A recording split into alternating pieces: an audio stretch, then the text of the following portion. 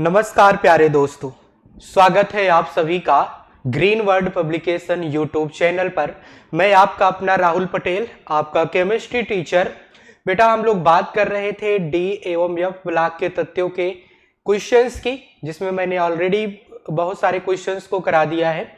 बाकी आज जो भी क्वेश्चंस बचे हैं उन क्वेश्चंस को हम लोग डिस्कस कर लेते हैं। बेटा आप लोग ध्यानपूर्वक इस लेक्चर को अटेंड कीजिएगा और क्वेश्चंस जो मैं आप लोगों को बोलूं कि इसको आप लोग सॉल्व कीजिए, तो उसको जरूर से आप लोगों को सॉल्व करना है बेटा। ठीक है, चलिए क्लास को हम लोग स्टार्ट करते हैं। ध्यान दीजिएगा बेटा, क्वेश्चन है लघुत्तरी प्रश्नों के लघुत्तरी प्रश्न पत्र जो आपका सेकंड है, जो कि 4 मार्क्स का होता है। क्वेश्चन अगर आ गया इसमें से ना, तो आप लोग 4 नंबर इसमें से अचीव कर सकते हो बेटा। चलिए ध्यान दीजिएगा, कह रहा है कि संक्रमण धातुओं के सामान्य इलेक्ट्रॉनिक विन्यास को लिखिए, ठीक है, तथा परिरक्षण प्रभाव को समझाइए, जो कि 2020 में पूछा गया था। इंपॉर्टेंट क्वेश्चन है, ठीक है, ये 2020 में पूछा गया था, तो इस बार आने के चांसेस हैं। ठीक, 3-4 साल बाद क्वेश्चन रिपीट हो जाते हैं यूपी बोर्ड में। ठीक है बेटा, ओके। और जो पिछले रिसेंट ईयर में पूछे गए हैं क्वेश्चन, भाई जैसे हम बात कर ले 2023 में आपसे क्वेश्चन पूछा गया, तो उसके उसी क्वेश्चन मतलब सेम क्वेश्चन तो नहीं रहेगा वही कॉन्सेप्ट, बाकी क्वेश्चन का पूछने का ढंग बदल देगा। जैसे 2023 में पूछा गया ना, तो 2024 में पूछे जाने के चांसेस उसके ज्यादा होते हैं। ठीक है बेटा, क्वेश्चन कह रहा है कि संक्रमण धातुओं के सामान्य इलेक्ट्रॉनिक विन्यास को लिखिए तथा परिरक्षण प्रभाव को समझाना है आप लोगों को। ठीक है, मैंने आप लोगों को इसको पढ़ा दिया था बेटा। अगर आप लोगों ने क्लास को अटेंड किया होगा तो आप लोगों ने इसको जरूर ही सॉल्व करने की एबिलिटी रखते होगे बेटा। ठीक है, मैंने आप लोगों को ये पढ़ा दिया था। कौन कौन ऐसा बंदा है जो कहता है हाँ सर आपने पढ़ाया तो था। अगर हम सामान्य इलेक्ट्रॉनिक विन्यास की बात करते हैं, तो पहले हम सामान्य इलेक्ट्रॉनिक विन्यास लिख लेते हैं। क्या करते हैं बेटा, सामान्य इलेक्ट्रॉनिक विन्यास लिखते हैं। इनर्ट गैस के बाद जो सामान्य इलेक्ट्रॉनिक विन्यास होता है, इनका होता है N(S)(0) यार इधर से लिखो, N(S)(0) से लेकर 2 तक, और जो संख्या n थी उसमें से 1 माइनस कर दोगे, d आ जाएगा, जो कि 1 to 10 होता है। ठीक है बेटा, ये होता है इसका सामान्य इलेक्ट्रॉनिक विन्यास। किसका होता है बेटा, ये होता है डी ब्लॉक के तत्वों का, यानी कि संक्रमण धातुओं का ये सामान्य इलेक्ट्रॉनिक विन्यास है। और दूसरी बात कह रहा है कि परिरक्षण प्रभाव क्या होता है, व्हाट इज द परिरक्षण प्रभाव। ठीक, माने कि अगर यहाँ पे हम बात करें, यहाँ पे आपसे कह रहा है स्क्रीनिंग इफेक्ट, जो कि मैंने आप लोगों को पढ़ाया था, जिसको प्रेरणिक प्रभाव, परिरक्षण प्रभाव भी कहते हैं। ठीक है, शील्डिंग इफेक्ट इंग्लिश में कहा जाता है, स्क्रीनिंग इफेक्ट इंग्लिश में कहा जाता है। इसके बारे में मैंने आप लोगों को डिटेल में पढ़ाया था, आप लोगों ने पढ़ा होगा। और जो परिरक्षण प्रभाव होता है, एक्चुअल में इसका मतलब क्या होता है।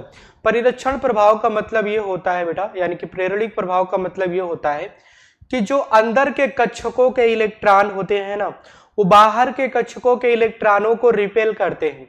क्या करते हैं बेटा, अंदर के कक्षकों के इलेक्ट्रॉन बाहर के कक्षकों के इलेक्ट्रॉनों को रिपेल करते हैं, यानी कि प्रतिकर्षित करते हैं। ठीक है बेटा, हाँ सर, इसी को क्या कहते हैं, परिरक्षण प्रभाव या प्रेरणिक प्रभाव कहते हैं। और ये कहां से हमको देखने को मिलता है, किन कक्षकों में देखने को मिलता है, हमें डी वाले कक्षक में देखने को ज्यादा मिलेगा। क्यों, क्योंकि भाई वो नाभिक से ज्यादा ही दूर रहते हैं। डी वाले कक्षक यस और पी की अपेक्षा दूर ही रहते हैं कि नहीं रहते हैं, नाभिक से रहते हैं भाई साहब। ठीक है सर, तो जब भाई साहब वो नाभिक से दूर रहते हैं तो वो ज्यादा रिपेल करेंगे ना, यानी कि वो नाभिक के आवेश में कम आकर्षित होंगे। जिसे आप लोगों को मैंने पढ़ाया था नाभिकीय आवेश, तो नाभिकीय आवेश क्या होता है, जो नाभिक का आवेश होता है इलेक्ट्रॉनों को आकर्षित करता है। पर जब भाई साहब कक्षक ही दूर है तो काहे आकर्षित करेगा, और जब आकर्षित नहीं करेगा तो जो पहली बात इलेक्ट्रॉन है डी कक्षक के, वो और कक्षकों के जैसे अब उसके बाद में यस भरा जाता है ना, तो यस वालों को क्या करेंगे, रिपेल करेंगे। करेंगे कि नहीं करेंगे, प्रतिकर्षित करेंगे ना। जब भाई सब प्रतिकर्षित करेंगे तो इनका परिरक्षण प्रभाव बढ़ जाता है। क्या होता है बेटा, परिरक्षण प्रभाव बढ़ जाता है। ठीक है, अच्छा अब आगे बात करते हैं। संक्रमण तत्वों की श्रेणी में प्रारंभ में N-1 डी इलेक्ट्रॉनों की संख्या कम होने के कारण परिरक्षण प्रभाव भी कम होता है, तथा यह केवल लगभग 85% नाभिकीय आकर्षण को प्रतिसंतुलित करने में सक्षम होता है। चलिए ठीक है। जिस कारण प्रारंभ में परमाणु त्रिज्या में कमी प्रेक्षित होती है, जैसे जैसे n-1d इलेक्ट्रॉनों की संख्या बढ़ती है परिरक्षण प्रभाव भी बढ़ता है। मैंने आप लोगों को त्रिज्या पढ़ाया था कि नहीं पढ़ाया था भाई साहब? त्रिज्या पढ़ाया था ना। यानी कि अगर हम किसी भी श्रेणी के तत्व की बात करते हैं, शुरू में तो क्या होता है कि उसकी त्रिज्या घटती है, जो त्रिज्या होती है यानी कि साइज जो होता था ना वो घटता था। क्या होता था बेटा? घटता था। फिर उसके बाद मध्य में जाकर के समान हो जाता था, यानी कि एक प्रकार से बोले कि अस्थाई हो जाता था। ठीक है। फिर उसके बाद धीरे धीरे बढ़ने लगता था। मैंने आपको पढ़ाया था ना बेटा, ऐसा क्यों होता है? ऐसा परिरक्षण प्रभाव यानी कि प्रेरणिक प्रभाव के कारण, और सीधा एक दूसरा और प्रभाव भी होता है जो कि नाभिकीय आवेश होता है। नाभिकीय आवेश, प्रेरणिक प्रभाव एक दूसरे के विपरीत होते हैं। ये बातें आप लोगों को पता होनी चाहिए। ठीक है बेटा? हाँ सर ठीक है। बात ये होती है बेटा कि जब हम बात करते हैं, ध्यान सुनिएगा, जब हम बात करते हैं किसी भी श्रेणी की तो शुरू में तो उसका नाभिकीय आवेश बढ़ता जाता है। जब आगे बढ़ोगे तो नाभिकीय आवेश बढ़ेगा जिससे उसका साइज छोटा हो जाएगा। फिर क्या होगा बेटा? फिर क्या होगा? फिर जैसे आगे बढ़ते जाओगे तो धीरे धीरे कांस्टेंट हो जाएगा, स्थायी हो जाएगा। ठीक है।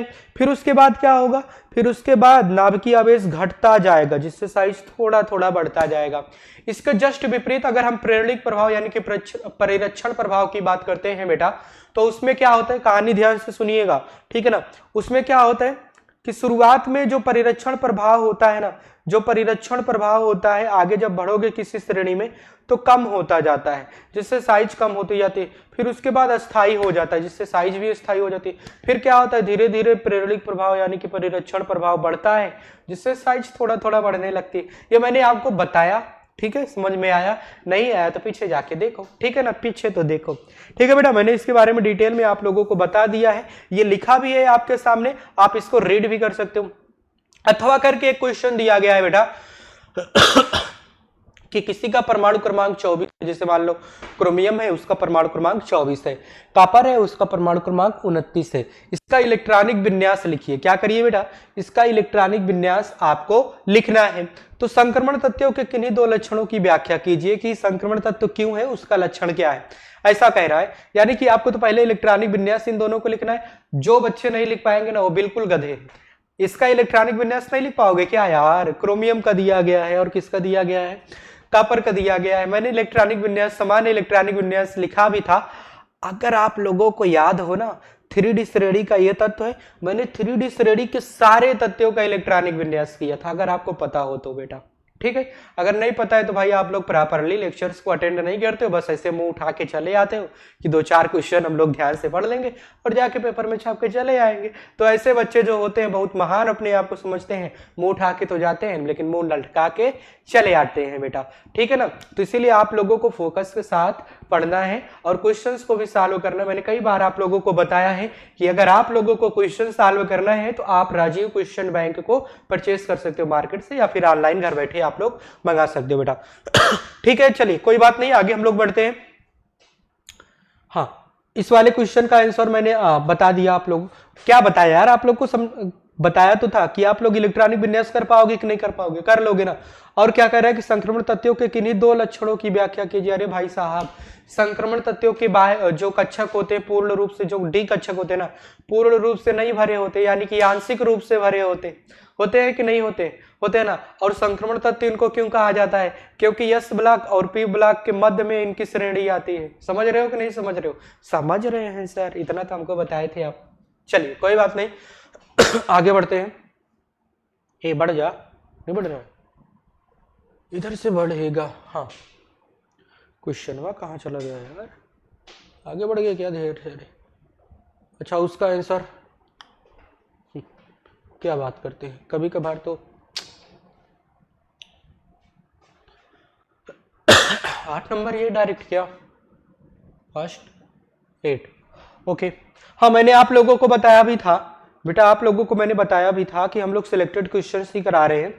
सिलेक्टेड क्वेश्चंस का मतलब ये होता है कि अगर आपको ऐसे क्वेश्चंस करा दिए जाए जिससे कि आप लोगों को कॉन्फिडेंस डेवलप हो जाए और आप लोग जाके बोर्ड एग्जाम में फोड़ सको, तो उस क्वेश्चंस को हम लोग कराते हैं। बाकी आप लोगों को तो क्वेश्चन दिए ही गए हैं राजीव क्वेश्चन बैंक में, फिर कौन सी दिक्कत है आप लोगों को वहां पे सॉल्यूशन भी दिया गया, क्वेश्चन भी दिया गया है, सॉल्व करो ना, समझ में आए तो सॉल्यूशन देखो।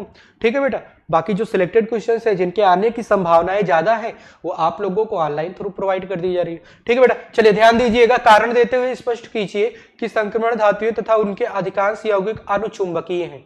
क्या बात करते हो यार, क्या बात कर रहा है ना, है कि नहीं है? यानी कि संक्रमण धातुएं ऐसी क्यों होती हैं कि वो चुंबकीय गुण दर्शाती है। कौन सा गुण दर्शाती है? चुंबकीय गुण दर्शाती है। इसका रीजन मैंने आप लोगों को बताया था कि संक्रमण धातुएं चुंबकीय गुण इसलिए दर्शाती हैं क्योंकि उनके पास अयुग्मित इलेक्ट्रॉन होता है। अधिकतम संक्रमण धातुओं के पास क्या होता है बेटा? अयुग्मित इलेक्ट्रॉन होते हैं। क्या होते हैं बेटा? अयुग्मित इलेक्ट्रॉन होते हैं। अगर जिसको भी अयुग्मित इलेक्ट्रॉन निकालना सीखना है तो मैंने इसके पहले वाले लेक्चर में आप लोगों को बताया था, जाके सीख लीजिएगा। ठीक है बेटा, चलिए आगे बात करते हैं सेकंड पार्ट। अच्छा, ये 2023 में पूछा गया था, इसीलिए क्वेश्चन बोर्ड एग्जाम के पॉइंट ऑफ व्यू से बहुत ही इंपॉर्टेंट है बेटा। ठीक है, चलिए आगे बात करते हैं। संक्रमण धातुओं की परमाणु एंथैल्पी का मान उच्च क्यों होते हैं? इसका भी रीजन सेम है, यानी कि ये क्वेश्चन जो पूछे गए ना सारे के सारे सेम क्वेश्चन है। कह रहा है कि संक्रमण धातुओं की अगर हम बात करते हैं किसी भी परमाणु की एंथैल्पी का मान, अच्छा परमाणु की एंथैल्पी का मान थोड़ा सा हम समझा देते हैं, मैंने समझाया भी था पर फिर से समझा देते हैं। इसका मतलब क्या है कि मान लीजिए आपने कोई भी पदार्थ लिया, जैसे आपने लिया मैंगनीज, क्या लिया बेटा? मैंगनीज को लिया, आपने किसी भी पदार्थ को लिया। अब इसमें से आपको क्या करना है बेटा? आपको इसको परमाणु बनाना है, और वो भी परमाणु जो होना चाहिए वो गैसीय अवस्था में उदासीन परमाणु होना चाहिए। क्या होना चाहिए बेटा? गैसीय अवस्था में उदासीन परमाणु होना चाहिए, यानी कि मैंगनीज पे 0 चार्ज होना चाहिए। क्या होना चाहिए बेटा? मैंगनीज पे 0 चार्ज होना चाहिए और ये गैसीय अवस्था में होना चाहिए। ठीक है बेटा, यानी कि जब आप किसी परमाणु को गैसीय अवस्था में उदासीन परमाणु की अवस्था में परिवर्तित करते हो यानी कि उसको आइसोलेट करते हो, पृथक करते हो। ठीक है बेटा, क्या करते हो बेटा? पृथक करते हो। कोई उदासीन गैसीय परमाणु बनाते हो किसी पदार्थ का, तब उसको बनाने के लिए आपको उसको एनर्जी देनी पड़ती है। क्या देनी पड़ती है बेटा? एनर्जी देनी पड़ती है। क्या देनी पड़ती है बेटा? एनर्जी देनी पड़ती है। और जब आपने किसी परमाणु को अलग करना है तो भाई साहब जितना ही छोटे उसके परमाणु होंगे उसको निकालने में क्या हो जाएगा बेटा? आपको एनर्जी ज्यादा खर्च करनी पड़ जाएगी। अच्छा, इसका आंसर भी हम लोग देख लेते हैं जो कि लिखा गया है।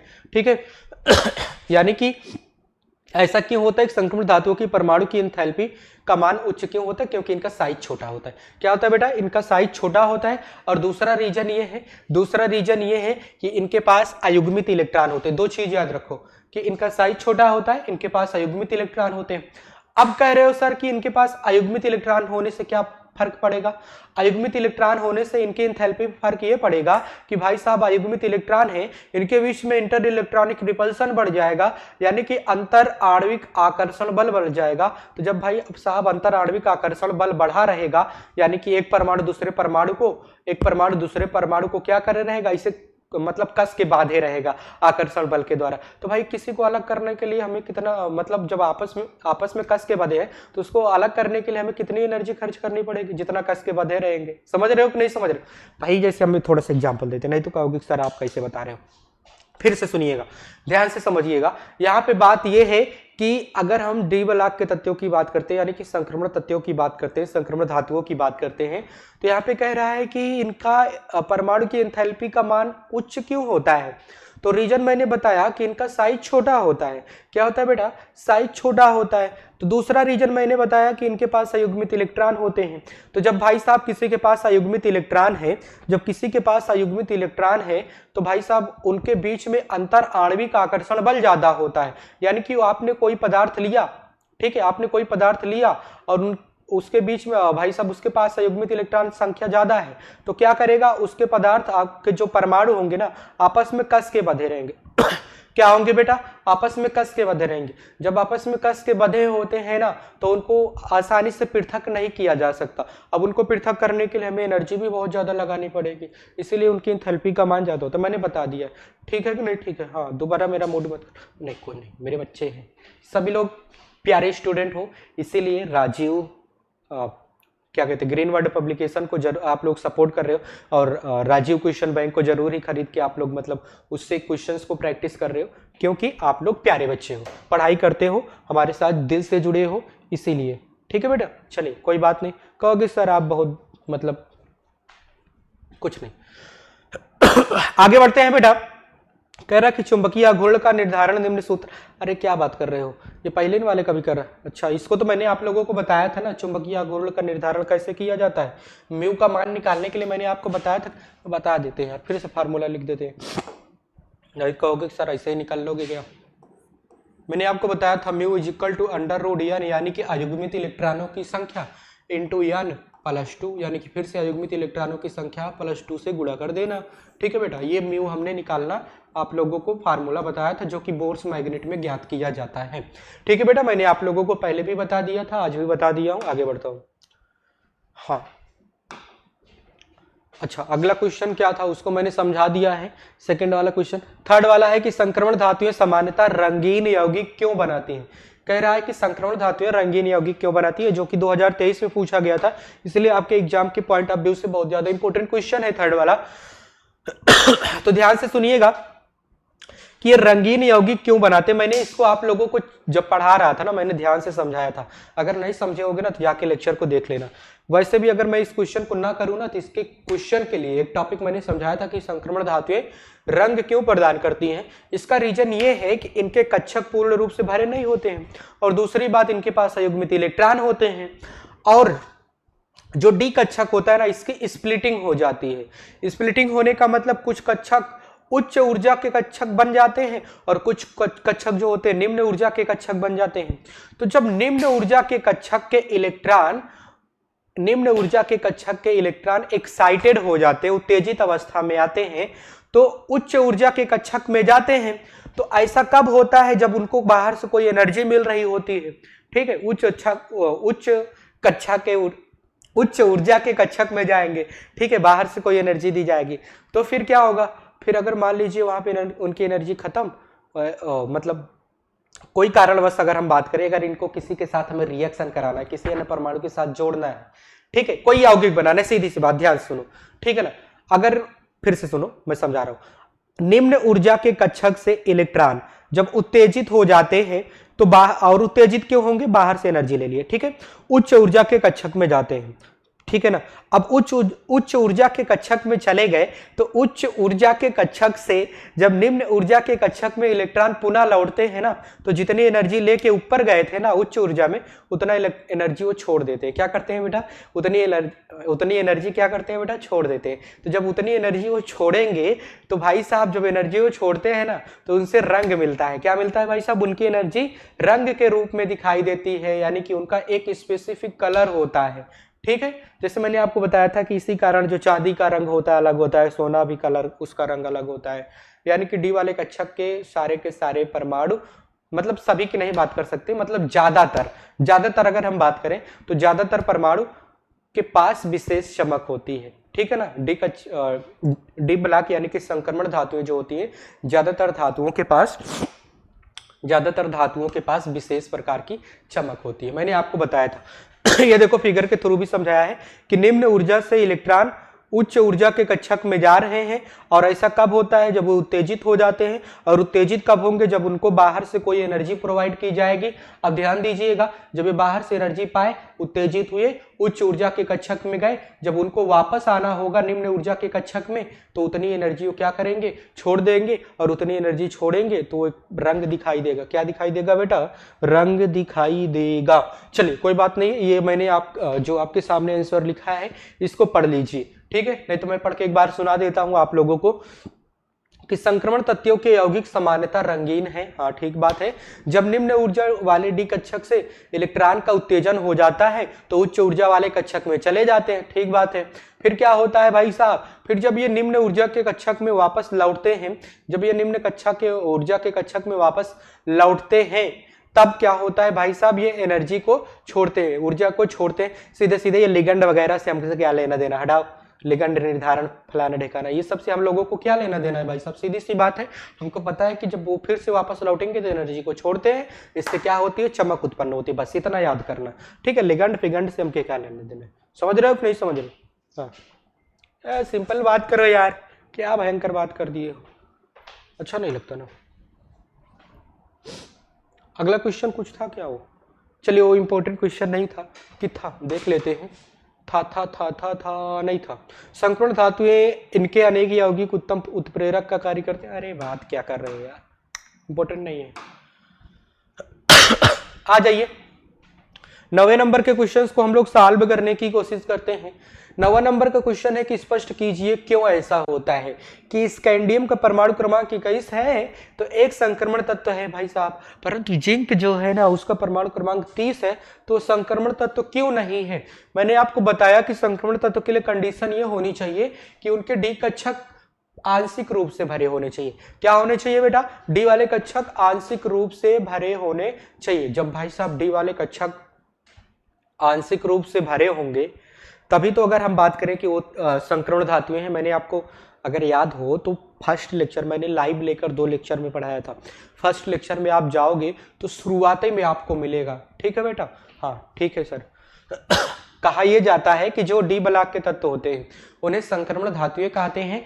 ऐसा इसलिए कहते हैं क्योंकि उनके डी कक्षक आंशिक रूप से भरे होते हैं। क्या होते हैं बेटा? डी वाले कक्षक आंशिक रूप से भरे होते हैं। इसको मैंने आप लोगों को बताया था, ठीक है सर? हाँ सर। चलिए आ जाइए जरा। अब कह रहा है कि ये जो परमाणु क्रमांक 30 है जिंक के बेचारे का, ये काहे लिए नहीं है भाई साहब, इसको बता दो आप। तो चलिए आ जाइए बता देते हैं क्यों होता है ऐसा। ऐसा इसलिए होता है कि जब आप जिंक का इलेक्ट्रॉनिक विन्यास करोगे, जब आप जिंक का इलेक्ट्रॉनिक विन्यास करोगे, क्या करोगे बेटा? जिंक का इलेक्ट्रॉनिक विन्यास करोगे तो इसके कक्षक में लास्ट वाले का, सामान्य वाले का देखते हैं, 3D10 4s2 होता है। यानी कि अगर आप बात करो इसका डी वाला कक्षक साहब जो है ना, डी वाला कक्षक पूरी तरह से भरा है और यस वाला भी पूरी तरह से भरा है। अब डी वाला जब पूरी तरह से भरा है और यस वाला भी पूरी तरह से भरा है तो डी वाले का कहीं उसके इलेक्ट्रॉनों के जाने की संभावना भी नहीं है कि नहीं है भाई साहब? देख लीजिए। और इसके पहले आप लोग कहोगे कि सर इसके पहले जो आता था निकल, नहीं कापर वाले में भी डी वाला पूर्ण रूप से भरा होता है। डी में 10 होते हैं, यस में 1 हो जाता है कापर के, पर उसको आपने क्यों नहीं कह दिया कि ये संक्रमण धातु नहीं है, ये संक्रमण धातु है? ठीक है, उसको भी आपको कहना चाहिए था कि ये संक्रमण धातु नहीं है। ऐसा इसलिए है बेटा क्योंकि उसके यस वाले में 1 इलेक्ट्रॉन है। कभी उत्तेजित हो जाएगा ना, कभी उसके कक्षक डी वाले उत्तेजित हो जाएंगे तो उसके इलेक्ट्रॉन डी वाले कक्षक के कूद कर यस वाले में भी जा सकते हैं, पर यहाँ पे ऐसी पॉसिबिलिटी नहीं है क्योंकि इसका यस वाला भी पूरा भरा है। ठीक है बेटा? इसीलिए ये क्या है बेटा, जब ये इसका डी वाला कक्षक पूर्ण, पहली बात ध्यान से सुनिएगा, अगर आपको लिखने को आएगा तो लिखने के लिए क्या लिखोगे कि इसके डी कक्षक पूर्ण रूप से भरे हैं, इसीलिए ये संक्रमण धातु नहीं है। इतना आपको पता होना चाहिए। और इसका रीजन भी बता दिया, कंपेयर भी करके बता दिया कि कापर को क्यों नहीं मानते हैं कि भाई साहब कि वो भी नहीं होना चाहिए संक्रमण धातु, पर वो होता है। ऐसा इसलिए है क्योंकि उसका डी कक्षक भरा है पर यस वाला पूर्ण रूप से भरा नहीं। जब उत्तेजित अवस्था में वो आ जाता कापर ना, तो उसके इलेक्ट्रॉन बाहर भी जा सकते थे, यस वाले में भी जा सकते थे, पर इसके वाले के तो पूरा ही बंद है। इसके वाले का है भाई साहब पूरे तरीके से बंद है, इसके लिए कोई चांस नहीं है। सीधी सी बात है कि इसके डी कक्षक पूर्ण रूप से भरे हैं। चलिए, हाँ ये क्वेश्चन आपको 2022 में पूछा गया था। अब कह रहा है कि क्रोमियम 2+ अपचायक है जबकि मैंगनीज 3+ ऑक्सीकारक है, जबकि दोनों का D4 विन्यास है। यानी कि कह रहा है कि क्रोमियम अपचायक है जबकि मैंगनीज ऑक्सीकारक है। ठीक है बेटा? ओके, मैंगनीज 3+ है। 1 मिनट चेक आ रहे, आ जा, नहीं आएगी।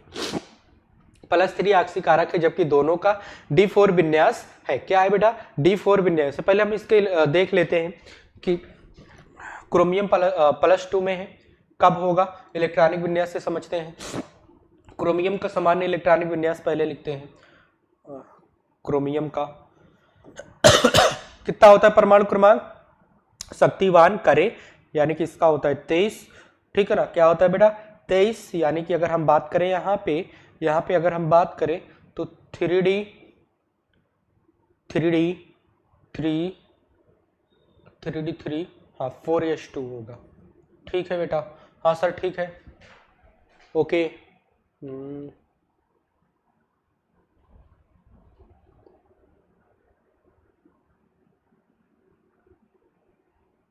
ओ ओके ओके ओके, 3D4 होना चाहिए यहाँ पे बेटा, ठीक है, 3D4 4s2, ठीक है।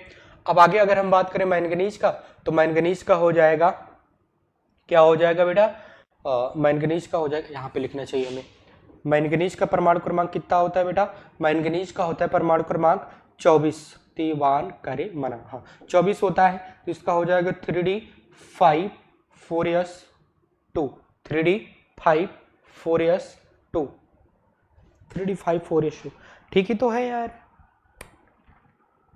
एक मिनट,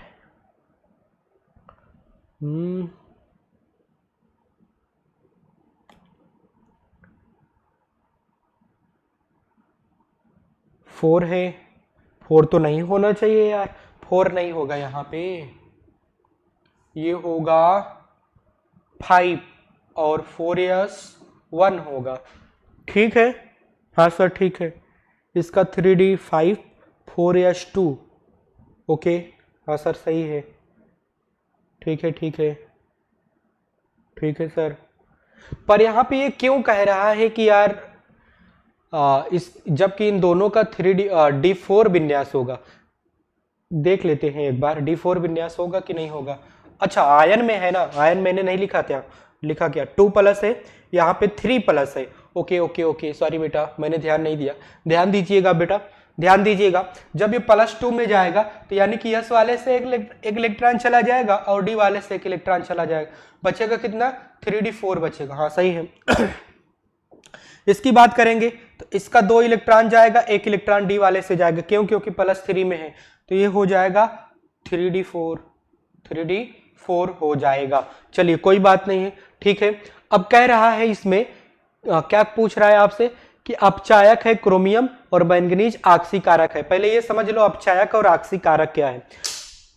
अपचायक का मतलब ये होता है कि जो किसी दूसरे को अपचयित कर दे और स्वयं ऑक्सीकृत हो जाए, जो किसी दूसरे को क्या कर दे बेटा, अपचयित कर दे और स्वयं ऑक्सीकृत हो जाए, और ऑक्सीकारक का मतलब क्या है, जो दूसरे को ऑक्सीकृत करे और स्वयं बेचारा अपचयित हो जाए, ठीक है कि नहीं, ठीक है, ठीक है ना, फिर से सुन लो, अपचायक का मतलब ये होता है, अपचायक का मतलब ये होता है कि जो किसी दूसरे को अपचयित कर दे और स्वयं ऑक्सीकृत हो जाए, और ऑक्सीकारक का मतलब क्या होता है कि जो दूसरे को क्या कर दे, ऑक्सीकृत कर दे और स्वयं अपचयित हो जाए, ठीक है कि नहीं, ध्यान से सुन लीजिएगा।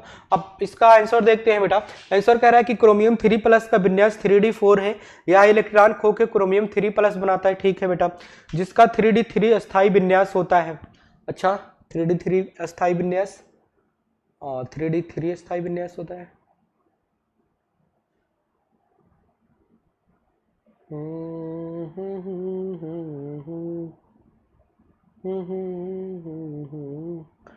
3D1 4s2,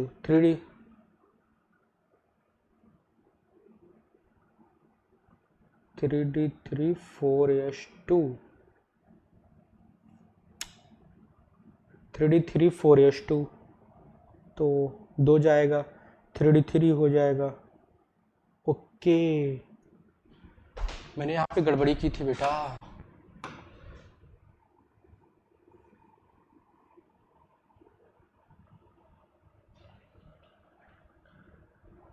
(3D4 4s2 तो नहीं जाना चाहिए, 3D5 4s1 ही होना चाहिए यार,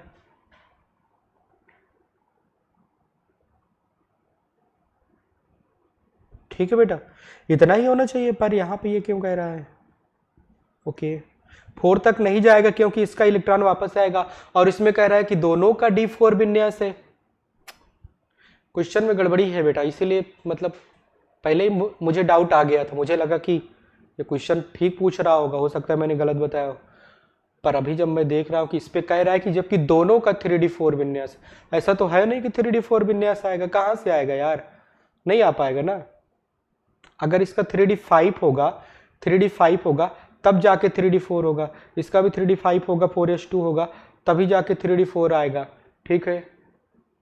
अब यहाँ पे देखो, यहाँ पे बदल दे रही है बात, यहाँ पे कह रहा है, यहाँ पे कह रहा है कि 3 इलेक्ट्रॉन, क्या बात करते हो यार, एक बार क्रोमियम को 2+ दिखाते हो, एक बार क्रोमियम को 3+ दिखाते हो।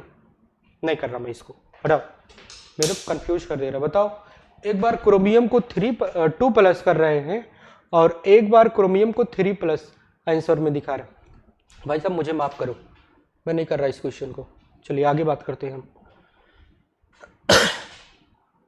हो सकता है टाइपिंग मिस्टेक हो, पर ये क्वेश्चन ही नहीं बन रहा है कुछ अच्छे से, तो क्या करूं मैं इसमें। स्पष्ट कीजिए कि क्यों स्कैंडियम जिंक जिसका परमाणु क्रमांक है, जिंक में पढ़ रहा हूं उसको, जेड को, परमाणु क्रमांक 21 से एक संक्रमण तत्व है, परंतु जिंक का परमाणु क्रमांक 30 है। अच्छा, अरे इसको बताया तो अभी यार, फिर से वही आ गया क्या क्वेश्चन।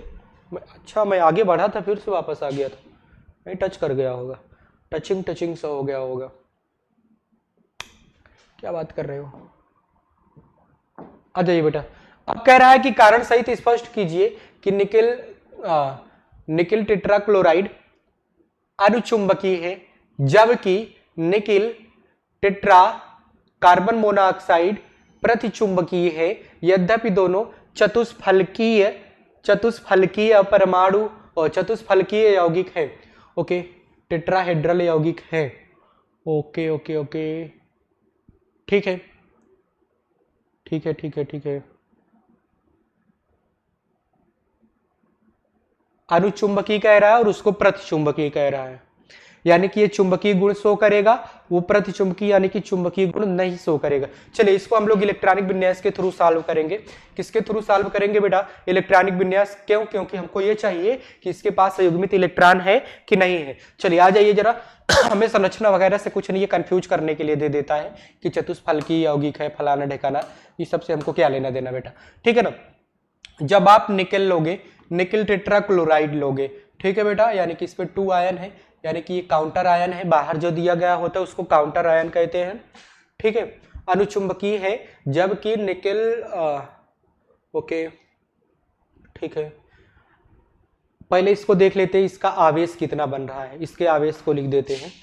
कितना बन रहा है बेटा, निकिल के पास क्लोरीन 4 है, ठीक है, क्लोरीन 4 है और बाहर 2 माइनस है, ठीक है ना।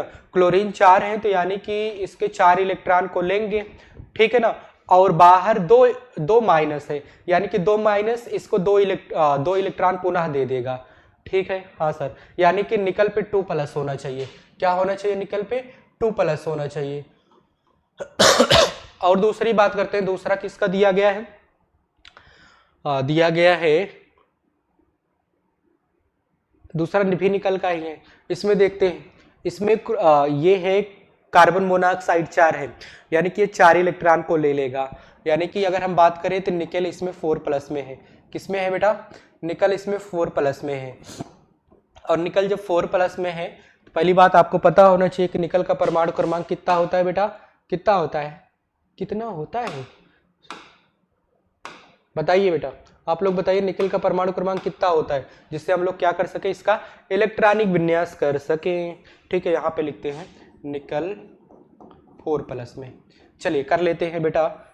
देखो मैंने आप लोगों को ट्रिक सिखाया था कि जब आपको कभी भी परमाणु क्रमांक ना पता चले, आप ट्रिक लगा लीजिए, शक्तिवान करे मना फिर क्यों निकले, ठीक है ना। यानी कि अगर हम बात करें 21, 22, 23, 24, 25, 26, 27, 28, निकल का कितना होता है, 28 होता है। कितना होता है बेटा, 28 होता है। मैंने आप लोगों को बताया था ये ट्रिक, और ये ट्रिक हमेशा काम आनी चाहिए। ये जरूरी नहीं कि आपको सारी चीजें याद हो, आपको ये जरूरी नहीं कि सारी चीजें याद हो, पर उसके लिए हम उस चीज को निकालने के लिए हमें कुछ मेथड पते होने चाहिए। इसका आप इलेक्ट्रॉनिक विन्यास करो, पहले कर डालो निकल का 28 का 1s2 2s2 2p6 3s2 3p6 3d कितना हो जाएगा बेटा, कितना तक ले जाना है, देखो 2 2 4 6 10 2 12 6 18 हो गया। हाँ 28 तक है, 28 तक है ना, हाँ 28 तक है। यानी कि अब कितना चाहिए इसको, 10 चाहिए। कितना चाहिए बेटा, 10 चाहिए, तो 3d 8 4s2, ठीक है सर, हाँ सर ठीक है। अब यहाँ पे बात ये है कि यहाँ पे हमें बाहर वाले का ही देखना है, यानी कि अगर हम यहाँ पे बात करें इसके आयन बना के तो 2 ठो तो चला जाएगा बाहर, क्योंकि 2 प्लस में है, तो बचेगा कितना 3d8 बचेगा, 3d8 लिख देते हैं, इतने का हमको चाहिए बस। इसका बात कर लेते हैं, इसका +4 है तो 4 बाहर कर दो बेटा, 4 ठो बाहर कर दो। अब जो 4 बाहर करोगे तो इसमें से 2 जाएगा, उसमें से भी 2 जाएगा, इसमें से भी 2 जाएगा, उससे भी 2 जाएगा, तो कितना हो जाएगा बेटा, कितना हो जाएगा, इसके पास 6 बचेगा। कितना बचेगा बेटा, 6 बचेगा। कितना, 6 इलेक्ट्रॉन बचेगा। आइए जरा देखते हैं, हाँ 6 ही तो बचना चाहिए, 3d6। और जब 3d6 बचेगा तो इसका हम कर लेते हैं कक्षक बना के, कक्षक बना के चेक करते हैं युग्मित इलेक्ट्रॉन कितने, 1 2 3 4 5। कितना हो जाएगा बेटा, 8 भरना है, 1 2 3 4 5। ओके ओके ठीक है, 5 है।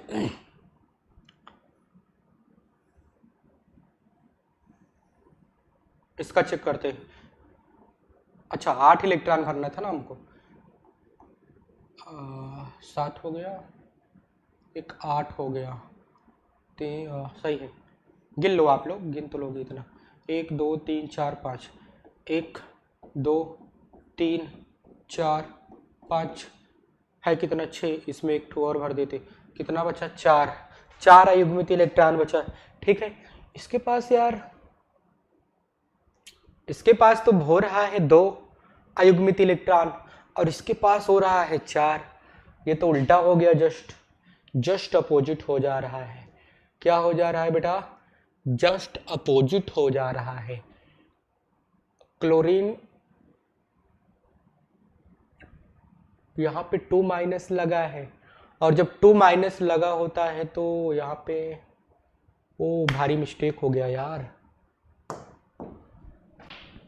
जब 2- लगा है, जब 2- लगा है तो इसका मतलब ये होगा बेटा, इसका मतलब ये होगा कि 2 इलेक्ट्रॉन और निकलेंगे, तो ये हो जाएगा +6 में, निकल जाएगा +6 में। ये वाला निकल +2 में नहीं है बेटा, मैंने गड़बड़ी कर दी, 2- है ना, मैंने सोचा प्लस है इसीलिए गड़बड़ी हो गई। ठीक है बेटा, माइनस है तो और भी जाएगा, निकलेगा इलेक्ट्रॉन, यानी कि ये +6 में जाएगा। ठीक है, अब सही है, मैंने गड़बड़ी कर दिया था, इसके लिए माफी चाहता हूँ, मैंने ध्यान नहीं दिया कि मैंने उसको समझ लिया कि +2 है जब -2 है वो। ठीक है बेटा, आप लोग भी सोचे होंगे कि सर आप गलत कर रहे हो, तो आप लोग बताए नहीं ना, जाके कमेंट में बता दिया करो यार, कभी कभार जब आप लोग देख जाते हो तो। निकल 28 इसका भी है। अब यहाँ पे कितना होना चाहिए बेटा, यहाँ पे 4 जाएगा, तो यानी कि इस पे 4 प्लस हो जाएगा। कितना प्लस हो जाएगा बेटा, 4 प्लस हो जाएगा, यानी कि निकल पे 4 प्लस होएगा। तो इसके पास कितना बचेगा, अगर यहाँ पे अगर हम बात करें 6 प्लस करने के बाद बच कितना रहा है, बच रहा है 6 प्लस करने पर 4 ही तो बच रहा है, 4 बच रहा है। तो कक्षक में देखते हैं, कक्षक देखते हैं, 1 2 3 4, अभी एक खाली भी है, इसका बात करते हैं, यानी कि 4 प्लस तक ले जाओगे तो इसके पास कितना बचेगा, इसके पास बचेगा कितना, इसके पास बचेगा 4 प्लस करने पे 6 इलेक्ट्रॉन। कितना बचेगा बेटा, 6 इलेक्ट्रॉन बचेगा, 6 इलेक्ट्रॉन बचेगा। तो भाई साहब अगर 6 इलेक्ट्रॉन बचेगा तो इसके पास देखते हैं अयुग्मित इलेक्ट्रॉन कितने हो जाएंगे। ओ भाई साहब, इसके पास भी अयुग्मित इलेक्ट्रॉन 4 ही हैं, पर इसका कक्षक खाली है।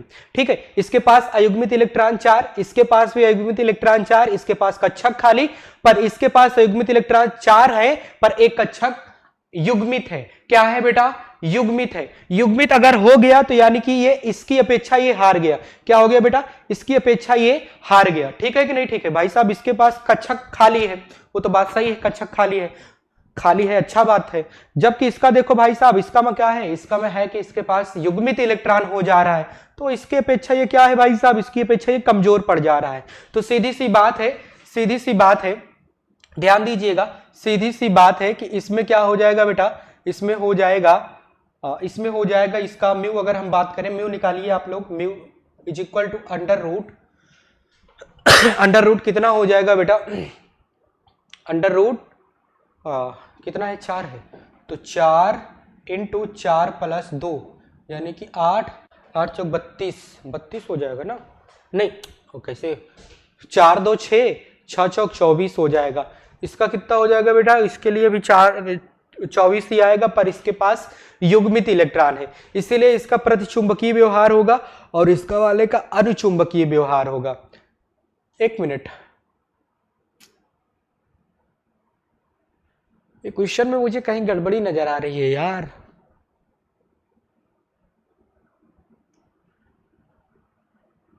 मैंने गड़बड़ किया है कि गड़बड़ी है इसमें, एक बार फिर से रीड करते हैं।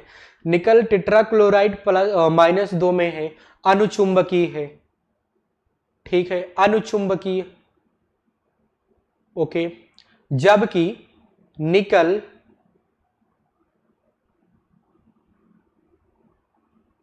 ये कितना क्या कह रहे हैं इसके लिए, प्रतिचुंबकीय। अनुचुंबकीय का मतलब है डायामैग्नेटिक, प्रतिचुंबकीय का मतलब है पैरामैग्नेटिक।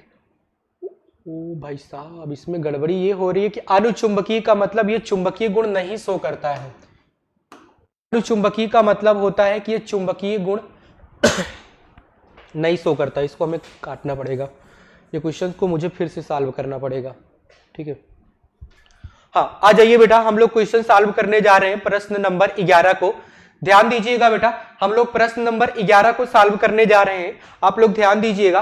11 में कह रहा है कि कारण सहित स्पष्ट कीजिए कि निकल टेट्राक्लोराइड जो कि 2- में है, अनुचुंबकीय है। अनुचुंबकीय का मतलब ये होता है कि इसके पास चुंबकीय गुण, अरे यार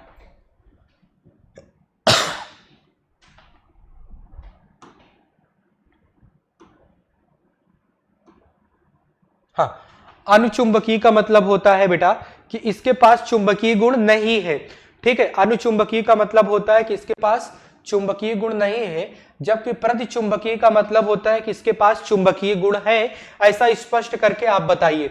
चलिए आ जाइए बेटा, इसको हम लोग सॉल्व करते हैं, इसको सॉल्व करते हैं, या फिर आप लोग इसको सॉल्व करिएगा, पहले हम इसको सॉल्व कर देते हैं। अच्छा, पहला वाला सॉल्व कर देते हैं, ये वाला दूसरा वाला आप लोग सॉल्व करिएगा, ठीक है बेटा। पहला वाला मैं सॉल्व कर देता हूं, दूसरा वाला आप लोग सॉल्व करिएगा, ठीक है सर। हाँ, आ जाइए जरा इसकी बात करते हैं। यहां पे देखिए, जो निकल है ना, निकल पे कितना प्लस होना चाहिए, निकल पे पहले हम चेक करते हैं। निकल के पास 4 क्लोराइड है और 2 माइनस बाहर है, और जो जितना माइनस बाहर होता है ना, वो उतना उसको क्या कर देता है बेटा, यानी कि उसमें इलेक्ट्रॉन वो उतना भर देता है। तो निकल क्लोरीन की वजह से तो 4 प्लस में जाना चाहिए था, पर वो इलेक्ट्रॉन बाहर से 2 ले रहा है, तो यानी कि निकल 2 प्लस में है। किसमें है बेटा, निकल 2 प्लस में है।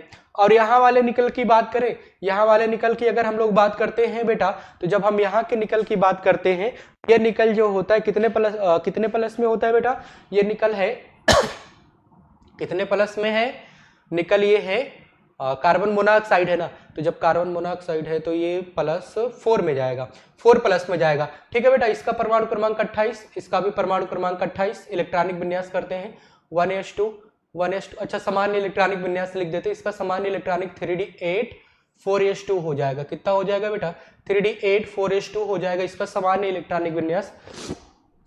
इसका जब सामान्य इलेक्ट्रॉनिक विन्यास हो जाता है, कितना कितना हो जाता है बेटा, ये हो जाता है।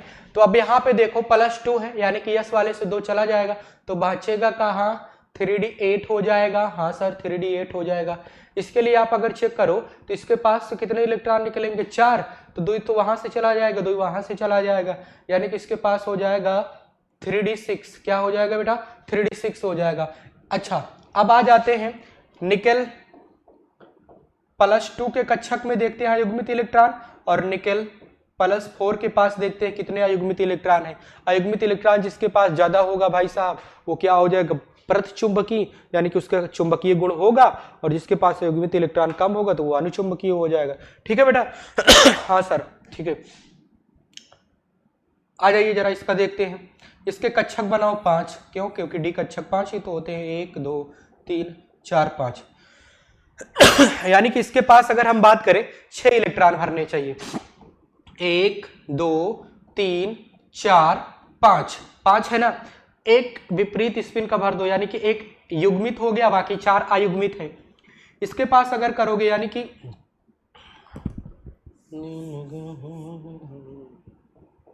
इसका अगर कक्षक की आप अगर बात करोगे बेटा तो इसके भी 5 कक्षक होंगे, 1 2 3 4, 5 कक्षक है ना।